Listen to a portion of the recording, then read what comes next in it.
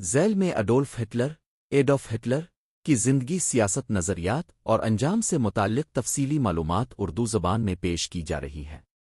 اڈولف Hitler Adolf Hitler Germany کا ایک مشہور مگر بدنام زمانہ سیاستدان اور آمر تھا جو national socialist German workers party Nazi party کا سربراہ تھا۔ وہ 1933 سے 1945 تک جرمنی کا چانسلر اور بعد میں فہرر رہنما رہا۔ پیدائش 20 اپریل 1889۔ جائے پیدائش براؤناؤ آسٹریا، اس وقت اسٹرانگر سلطنت کا حصہ۔ والد کا نام الویس ہٹلر، ماں کا نام کلارا ہٹلر۔ ہٹلر کا بچپن معمولی حالات میں گزرا۔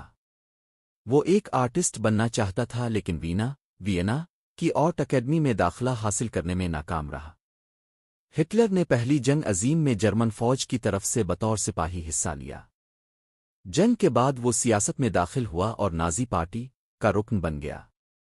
اس نے اپنی تقریروں کے ذریعے عوام کو متوجہ کیا، خاص طور پر معاشی بحران، بے روزگاری اور جرمن قوم پرستی کے جذبات پر زور دیا۔ 1933 میں ہٹلر کو جرمنی کا چانسلر بنا دیا گیا۔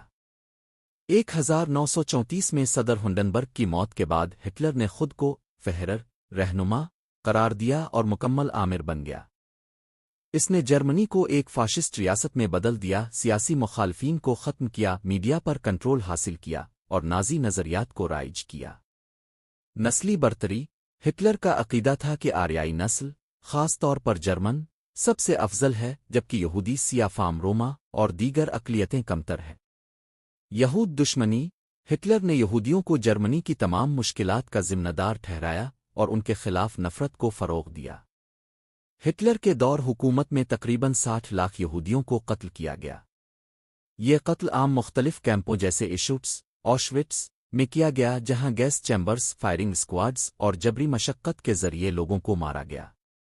1939 میں ہٹلر نے پولینڈ پر حملہ کیا، جس کے بعد دوسری جنگ عظیم شروع ہوئی۔ جنگ کے دوران ہٹلر نے یورپ کے کئی ممالک پر قبضہ کیا جیسے فرانس، ناروے، ہالینڈ وغیرہ۔ لیکن 1941 میں سوویت یونین پر حملہ اور 1944 میں اتحادی افواج کی فرانس میں لینڈنگ نے جرمنی کو کمزور کر دیا۔ جب اتحادی افواج برلن کے قریب پہنچ گئیں تو ہٹلر نے 30 اپریل 1945 کو برلن کے ایک بنکر میں خودکشی کر لی۔